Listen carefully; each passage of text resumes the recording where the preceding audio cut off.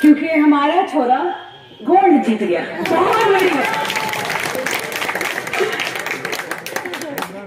मैं पहले तो ये कहना चाहूंगी कि हाँ जी बिल्कुल, राव साहब ने इस क्षेत्र में शूटिंग में मेडल जीतने की जो परंपरा थी वो शुरू की, और उनको ही देखते देखते उन्होंने कहा कि जब मैं रिटायर हो जाऊंगा तो कौन करेगा, तो बंदूक मुझे थमा दी। अब मैं भी रिटायर हो गई हूं तो खुशी। ठीक है भाई, पानी डाल अंडर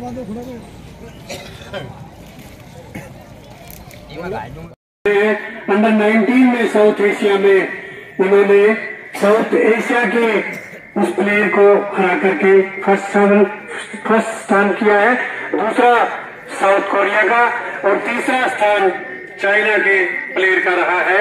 तो इन्होंने इस बधाई के लिए आप सभी का आज आशीर्वाद लेने के लिए और राव साहब जी का आशीर्वाद लेने के लिए यहाँ आए हैं।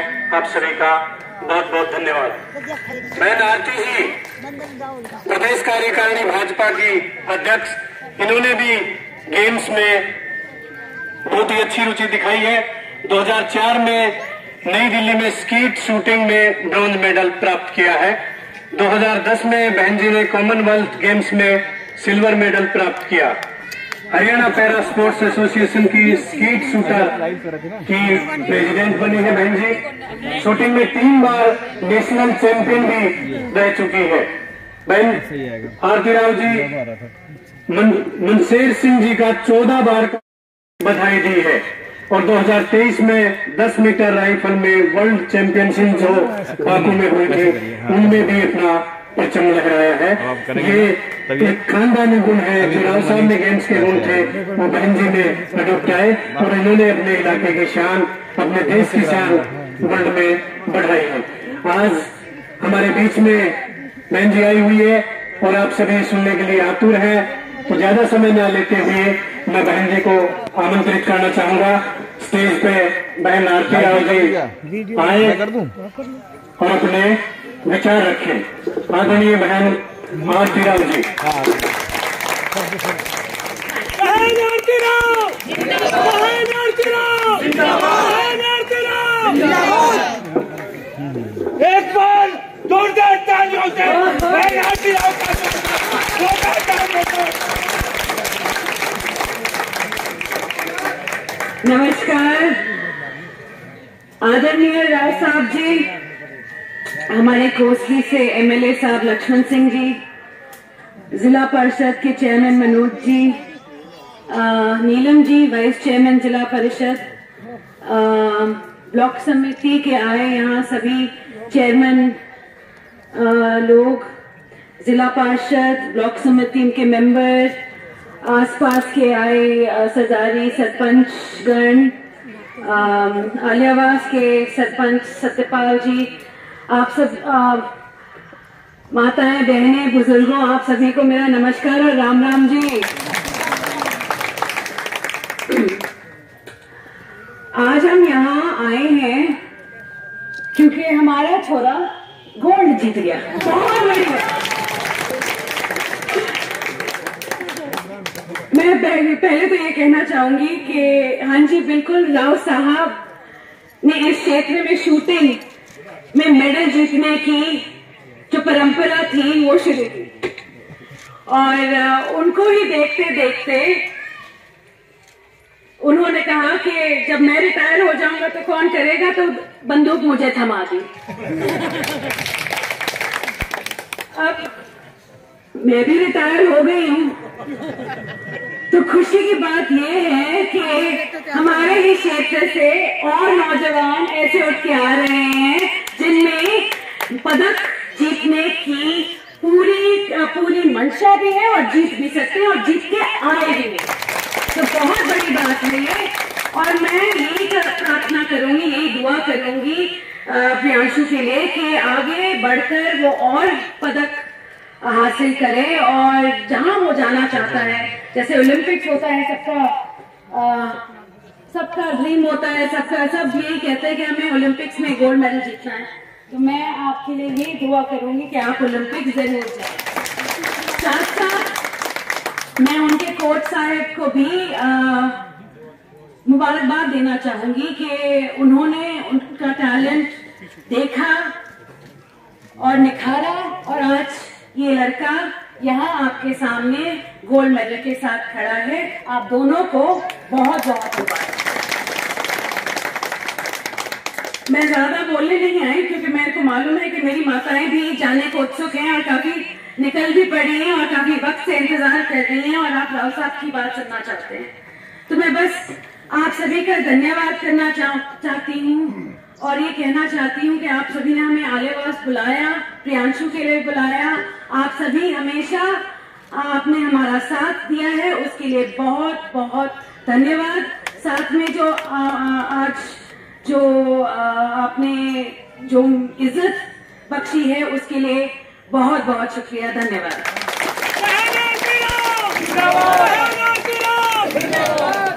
ठीक है, बहुत बहुत धन्यवाद बहन आरती राव जी। आपने अपने लहर का हो या और भी जो भी मामले हो, इस इलाके में बहुत लंबे समय से एक मांग थी एम्स की। आज राव साहब के प्रयासों से पिछली 2 साल पहले उसका बजट सैंक्शन हो चुका है और यहाँ टेंडर प्रक्रियाएं। अब जीवन राम जी जोश में उठ करके यहाँ जयकारे लगा रहे थे। ये वहाँ एम्स में रोज वहाँ देखते हैं और रोज यहाँ बताते हैं भाई वहाँ टेंडर हो गए हैं, राव साहब ने ये करवा दिया है वहाँ। और इन्होंने आपका ये प्रयास रहा है कि हो सकता है अब शिलान्यास हो जाए और आगे सरकार आए, काम शुरू हो या ना हो, बजट मिल चुका है तो सारी टेंडर प्रक्रिया राव साहब जी की इच्छा है सारी टेंडर प्रक्रिया अभी शुरू करवा करके और काम शुरू करवा दे। विश्वसनीय सूत्रों से हमें ये भी पता चला है कि एक बिल्डिंग के लिए इन्होंने ठेकेदार को कह दिया कि भाई ये भवन हमें 6 महीने में चाहिए ताकि यहाँ जल्दी से जल्दी ओपीडी वगैरह शुरू करवा करके और इस इलाके के लिए सेवाएं दे। ये बल्कि हरियाणा के लिए नहीं, यहाँ से 10 किलोमीटर दूर आगे राजस्थान लग जाता है कुंडमांडर, ये यहाँ से कुंडल हरजीपुर के साथ। तो ये परियोजनाएं होती है, ये क्षेत्र के लिए होती है। आज किसी का बेटा लगवाना हो या वो होता हो या छोटा लोग होता है, लेकिन एक क्षेत्र के लिए जो परियोजनाएं होती है उन परियोजनाओं के लिए राव साहब दिल्ली में चाहे हमारे प्रधानमंत्री जी से मिलना पड़े या रक्षा मंत्री जी से या किसी से भी, तो उनमें सदैव अपने इलाके की मांग उठाने के लिए अग्रणी रहते हैं। आप खेल में गोल्फ, स्विमिंग, टेनिस, शूटिंग के खिलाड़ी रहे हुए हैं। 1990 से 2003 तक इंडिया शूटिंग टीम के आप सदस्य रहे हुए हैं। हमारे गांव से बहुतवास की तरफ जो खेतों का रास्ता जाता है वो पक्का करवाने की हमारी पहली मांग है। गांव में सीवर लाइन, क्योंकि नालियों की इनकी इस तरह से वो हो रही है कि आगे उनसे दिक्कत हो रही है, तो गांव में सीवर लाइन डलवाने के लिए बजट सैंक्शन करवाएं। गांव से जोहड़ी वाला रास्ता बोला जाता है वो पक्का करवाया जाए। जोहड़ में 4 दीवारी और घाट हमारा है तो उसको बनवाया जाए। और गांव में बिजली आपूर्ति के लिए पीछे से विधायक जी भी आए हुए थे, आपके सामने 2-3 बार भी रखा था, आपने फोन भी किया था, लेकिन अधिकारियों की सुस्ती के कारण वो मामला अभी तक सिरे नहीं चढ़ पाया है। बांस बटोरी से हमारी यहाँ की लाइन सुनने में भी आया कि टेंडर भी वो हो लिए लेकिन वर्क अलॉट नहीं हुआ है। तो एक बार उनसे अधिकारियों से ये कह करके और हमारी इन मांगों को पूरा करवाया जाए। बीच में रोडवेज की बस विधायक जी के प्रयासों से आपने विधायक जी कहा था 2-4 दिन चली भी थी लेकिन फिर वो बंद होगी, तो कॉलेज में जाने वाले बच्चों के लिए और क्योंकि कोरोना के बाद जो ऑटो वगैरह थे उनका रूट इस तरह से हो गया, तो एक बार बस के लिए जेएम साहब से सिफारिश करके रोड़ियावास से आलियावास और इधर होता हुआ जैसे भी सवारी कम होती है तो उसको आगे मामड़िया तक या 11 नंबर तक आगे जिस भी तरह से बढ़ा करके और ये हमें कृतार्थ है। अब मैं आमंत्रित करना चाहता हूँ राव इंद्रजीत सिंह जी को कि वो यहाँ आए, ये इतनी जनता बैठी है आपके सामने, पलक पावड़े फैलाए हुए आपके स्वागत में। आप तालियों में कंजूसी ना बरते, तालियों के दो फायदे होते हैं, एक तो आपकी हंसी एक्सरसाइज होती है और दूसरा सामने वाले का सम्मान बढ़ता है। इसलिए बार बार जब भी आपकी जरूरत पड़े मैं आमंत्रित करना चाहता हूं केंद्रीय मंत्री राव इंद्रजीत सिंह जी आए और अपनी जनता को संबोधित करें। आदरणीय एक बार पुनः जोरदार तालियों से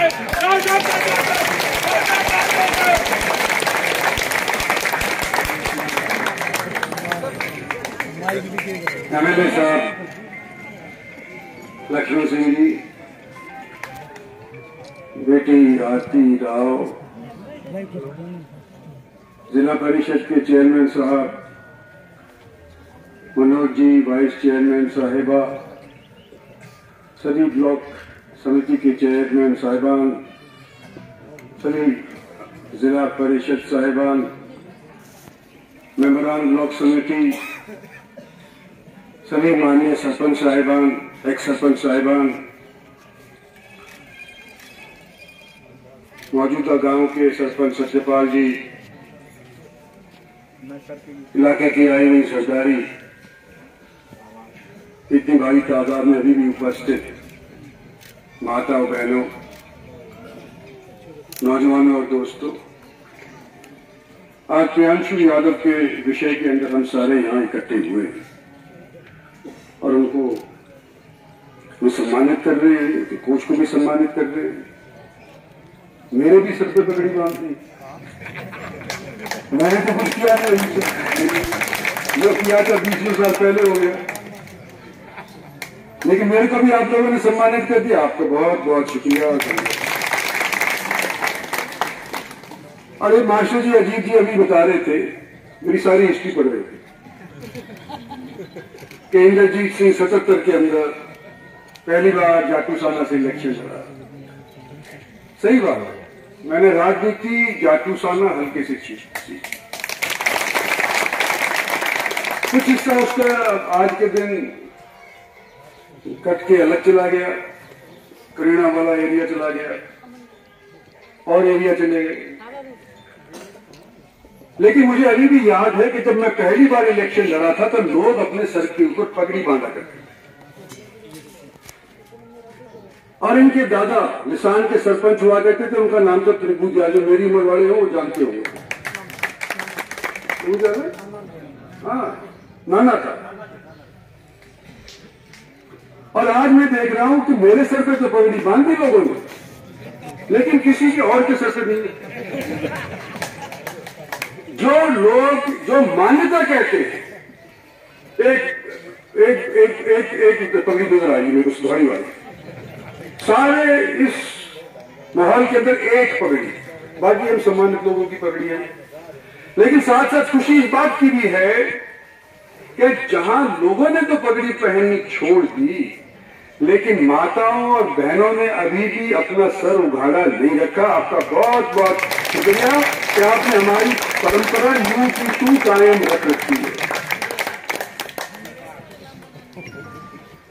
और जब बात होती है सन 77 की, तो मुझे याद है कि वहां पे हमारे यहां से कितने हल्के हुआ करते थे। एक हल्का हुआ करता था सालावास, कहां है, डूब गया। परिसीमन आयोग ने हमारे सालावास हल्के को डुबो दिया। एक हल्का हुआ करता था जाटूसाना, जहां से मैं 4 बार एमएलए जीता, कहां है, डूब गया। एक हल्का हुआ करता था करीना, और जब मैं शुरू के अंदर पहली बार एमएलए का चुनाव लड़ा था, वहां पे हरि सिंह हुआ करते थे, कोई मास्टर हुआ करते थे, और उनसे मैं प्रेरणा लिया करता था कि कैसे भाषण देना होता है। करीना डूब गया, सालावास डूब गया, जाटूसाना डूब गया। और नई पीढ़ी के लोगों को मैं बताना चाहता हूं कि इस तरह का वातावरण जो उस टाइम का था वो आज भी है। हमारे हल्के डुबो दिए गए। जब हरियाणा के अंदर कुल मिलाकर के हरियाणा जब पंजाब से अलग हुआ था 81 हल्के सारे हरियाणा के अंदर हुआ करते थे, आज 90। जब भी परिसमन आयोग की रिपोर्ट आई, और 2 बार मेरे सामने आई है इन 45 सालों के दौरान, जब भी परिसमन आयोग की रिपोर्ट आई है, हमारा 1 हल्का नहीं तो 2 हल्के हमारे काट दिए गए। पहले कनीना कटा, फिर सालावास कटा, फिर जाटूसाना कट गया, और 80 से बढ़ा करके 90 विधानसभा सीट हरियाणा के अंदर मुकर्रर हो गई। दुर्भाग्य से ये हमारा ये आपका एक सा क्षेत्र है जहां पर एक बढ़ने की बजाय 3 जिले हमारे पास, 4 जिले हमारे पास, बढ़ना चाहिए था, लेकिन हमारे को इनाम सरकार को मदद करने का यह मिला कि तुम्हारे एक हल्के कटा दिए। कौन था? चौधरी बंसीलाल थे। कौन था उस टाइम के ऊपर चीफ मिनिस्टर? ओम प्रकाश जी चौटाला हुआ करते थे। कौन था उसके बाद जब जाटूसाना गया? हुड्डा साहब हुआ करते थे। यह मैं कोई नई बात नहीं बताता, मेरी उम्र के लोगों को या 50 बरस के जो हैं उनको पता है, लेकिन जो नई पीढ़ी उनको नहीं पता। और आज मैं आपको यूं कहना चाहता हूं कि हमको, अगर हम संगठित नहीं रहे, अगले परिसीमन के अंदर एक और हमारा विभाजन कर दिया जाएगा। लोकसभा के क्षेत्र 3 जगह हमारे को इस क्षेत्र को बांट दिया गया। महेंद्र दादरी हो गया, दुर्गावा विवाद हो गया, और ये यहां से एमएलए साहब हैं, ये रोहतक में चला गया।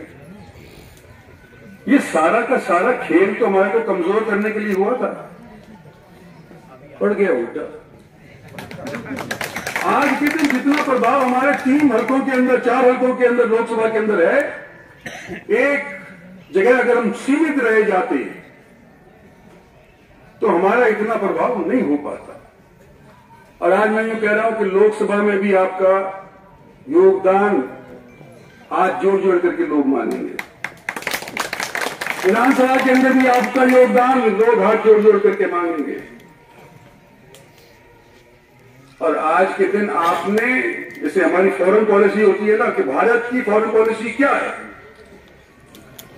अमेरिका की फॉरेन पॉलिसी क्या है, खुदगर्जी।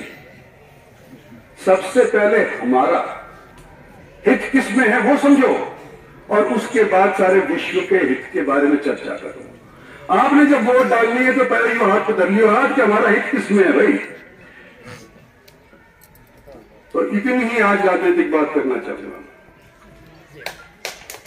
जब समय आएगा तो फिर और कर लेंगे, लेकिन आज तो इतना ही, क्योंकि आज मैं बात करने आया था प्रियांशु यादव, उसके मां बाप, और मेरे को तो बड़ा अच्छा लगा, उसके दादा ने जफ्फी मार लिए अपने पोते के, यहां पे खड़े होकर के। मतलब किस तरह की खुशी गांव के अंदर हुई होगी, किस तरह की खुशी आप लोगों के अंदर हुई होगी कि सारे एरिया के 25-30 गांव के सरपंच नौजवान आज से नौजवान को आशीर्वाद देने के आए। मैं भी इसको आशीर्वाद देने के लिए आपको बीच कर,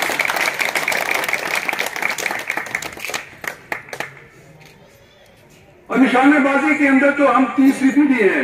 मैं निशानेबाजी के अंदर पहले देश के लिए गोल्ड लाया, फिर मेरी बेटी लाई, और आज ये लड़का ले आया।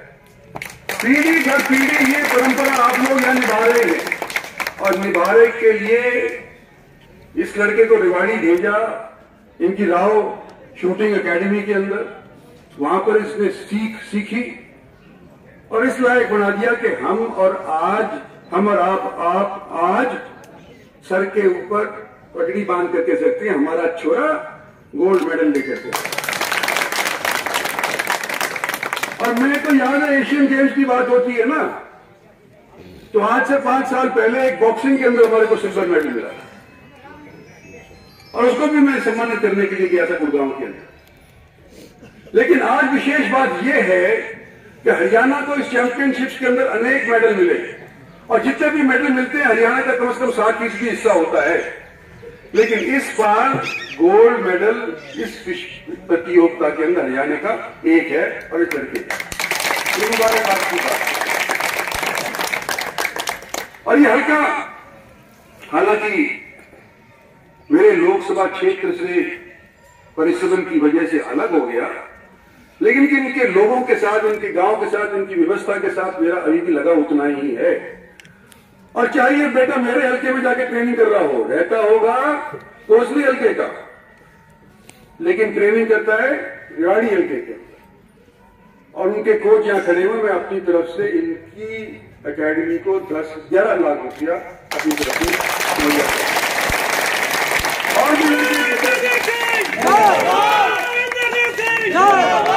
और भी जरूरत पड़ेगी तो भी करेंगे। अब हमने तो इनको प्रोत्साहित करने के लिए कुछ थोड़े बहुत पैसे तजवीज कर लिए, लेकिन लोगों को ये अपने आप ही कर रहे हैं, मेरी इस पैसे की जरूरत नहीं थी। लेकिन जिस गांव के अंदर, जिस ब्लॉक के अंदर ये लड़का पैदा हुआ है, उसकी तरफ से सरपंच साहब ने भी एक मांग पत्र रखा है। बहुत आज तक पक्का रास्ता, जोड़ी वाला रास्ता, 4 दीवारी, सीवर, बिजली। तो ये एक गांव की मैं अगर आज यहां अनाउंसमेंट कर दूंगा तो बाकी जो 25 गांव आएंगे से नाराज नहीं हो जाएंगे। सोचने की बात है, राजनीतिक मैं भी थोड़ी बहुत सीख गया हूं। लेकिन आज सरपंच साहब को मैं ये कहता हूं कि एमएलए साहब यहीं बैठे हैं, और ये जो हमारे डिस्ट्रिक्ट प्लान के मालिक हैं, आज के मनोज चेयरमैन कहा गया, ये भी है, वाइस चेयरमैन साहिब भी है। ये रास्ता बनाने का अख्तियार सरकार ने इनको सौंप रखा है। तो मैं एस्टीमेट बनवा लेता हूं, आज ही कह दूंगा जेई को या जो भी बनाता है कि भाई इसका एस्टीमेट बनाओ। दो सारी चीज तो नहीं होगी, क्योंकि इलेक्शन करीब आ गया, पहले लोकसभा का आएगा, फिर विधानसभा का आएगा। लोगों ने अपने पैसे बांट दिए, सरकार ने भी अपने पैसे मिलकर बांट दिए। तो जो बकाये पैसे हैं उनके अंदर एस्टीमेट के मुताबिक कौन से के ऊपर काम अमल हो सकता है। ऐसा ना हो कि लंबा चौड़ा डग भर ले और जेल में पड़ जाए, काम हो ही नहीं पाए। ऐसा मैं नहीं चाहता। तो एक तो ये मनोज है, इसको मैं कह दूंगा हमारा साथी है, हमारा अजीज है, वाइस चेयरमैन भी हमारी अजीज है, बड़े भाग दौड़ करी इन्होंने विचारों में। और दूसरा जो यहाँ का एमएलए साहब है वो आपके बीच के अंदर बैठा है, और तीसरा जो आपका एमपी है रोहतक वाला, वो आप बनाने वाले हो, उसको भी पकड़ लूंगा कि भाई इनका काम नहीं करने के लिए तो इसमें मंजूर करो, कि एस्टीमेट बताया उसके मुताबिक मंजूर करो। वो आपने बनवाया था, अब मैं तो सारी वोटों से तो बनवाया। और चौथा मैं जो आपका हमसफर और रेवाड़ी जिले का जो डिस्ट्रिक्ट प्लान के अलावा और भी कहीं से कहीं हो सकता है, तो चौथा मैं भी अपनी तरफ से कुछ करवाने की करूंगा, लेकिन पहले एस्टीमेट बनवाएंगे। सीवर लाइन तो बनेगी नहीं, बाकी बनवा चेयरमैन साहब ये एमएलए साहब अच्छा खैर अब ये बात ये है एम्स बहुत राजनीति, और जो 19 के अंदर प्रधानमंत्री द्वारा घोषित किया हुआ कोई काम हो और 23 तक वो संपन्न ना हो, तो कुछ तो गड़बड़ हुई होगी ना। तो 4 साल बाद क्यों देखे लोग? सबसे पहले तो ये कि फॉरेस्ट वालों ने अपनी टांग अड़ा दी, और उसके बाद आज के दिन जब फॉरेस्ट वालों ने मनेठी का नामंजूर कर दिया, तो बगल के गांव में कहा कि हमारे यहां बना दो, हम जमीन देने को तैयार है। और आज मैं सिर्फ इतना ही कहना चाहता हूं एम्स के बाबत कि 4 तारीख को टेंडर खुलना था लेकिन नहीं खुल पाया। 8 तारीख को दोबारा से टेंडर सबमिट हो गया। 24 नवंबर तक, इसी महीने तक ये खुल जाएगा। प्रधानमंत्री इसका शिलान्यास रखने आएंगे और 2 साल के भीतर सबसे बढ़िया 22 एम्स हिंदुस्तान के अंदर जो बनने जा रहे हैं, हमारा लास्ट में मंजूर हुआ था। 22 एम्स में सबसे बेहतर अगर कोई एम्स बनेगा तो 210 एकड़ वाली मिलिट्री की माजा की जमीन के अंदर बनेगा। ये मैं आपको विचार कर रहा हूं। और यही नहीं कि भाई ये इलेक्शन बाद तक की बात कह रही है, तो क्या पता बड़े बड़े नहीं बड़े। मैं आज साथ साथ यूं भी कह रहा हूं कि जिस दिन प्रधानमंत्री इसका शिलान्यास रखेंगे उसके हफ्ते भर भीतर भीतर का काम चालू हो जाएगा। और जो ये रोजाना की क्या बोलते हैं ओपीडी की तो अभी जिक्र कर रहे थे मछली कि एक वो भवन से अलग से बना दो ओपीडी वाला चाहिए, तो ओपीडी वाला भवन 6 महीने के भीतर भीतर भी चालू हो जाएगा। ये मैं बात कहना चाहता हूँ। भाई और ज्यादा लंबा हो गया, कहीं उठने लग गई, मेरे कहेंगे लोग इंद्रजीत सिंह को ऐसा बोल रहा है कि लोग भाग ही गए उठ करके। तो मैं अपना भाषण नहीं समाप्त करता हूँ। आप लोगों ने मान सम्मान दिया, बहुत अच्छा। इन कोच को लड़के को हमेशा मेरा सहयोग रहेगा, जहां पर भी आवश्यकता पड़ेगी इनका सहयोग करने के लिए मैं तैयार रहूंगा। और आपकी अकेडमी को मैं एक बार देखना चाहता हूँ। धन्यवाद और जय हिंद।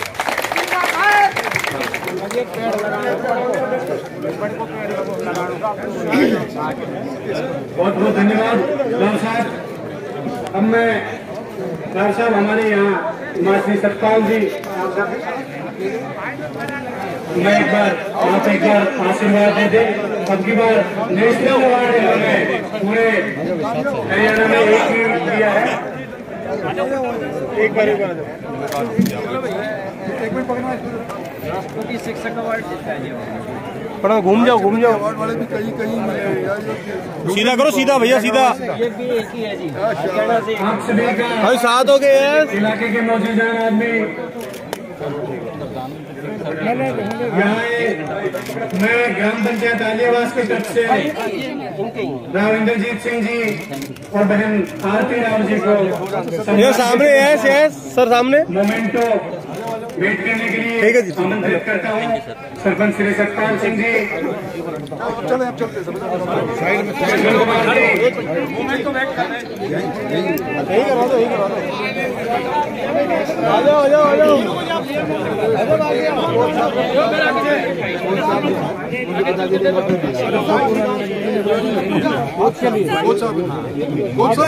आपके लिए डिमांड है कुछ। सर ये सामने इधर सर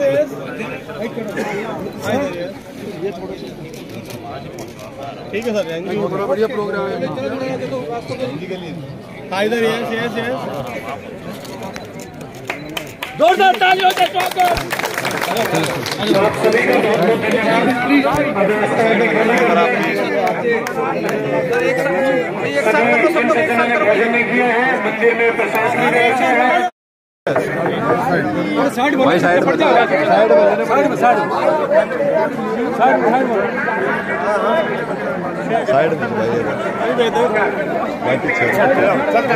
माझे प्राण है थोड़ा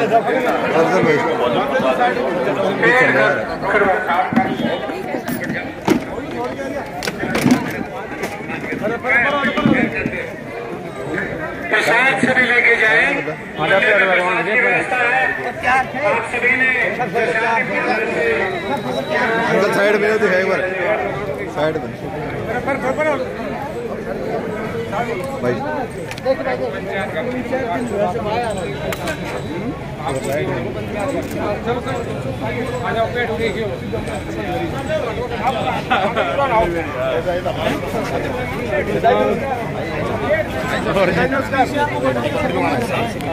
भाई एक मिनट भाई, एक बार मिलो साहब। एक ये अशोक के नाना जी हैं यहाँ, एक बार आपसे मिलवाना। हाँ जी आ जाओ। ये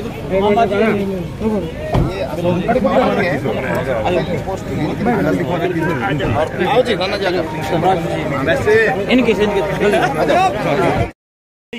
बाबा आप पीछे जाओ उधर, हाँ पीछे जाओ। क्या नाम है? प्रेंशु ऊपर देख, पापा कहाँ गुजरा बस प्रेंशु इधर देख। हाँ ये सामने, वेरी गुड बाबा सामने। ठीक है भाई, पानी डाल।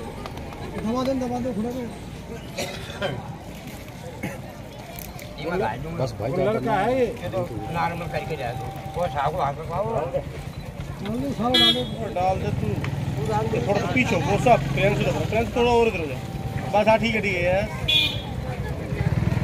है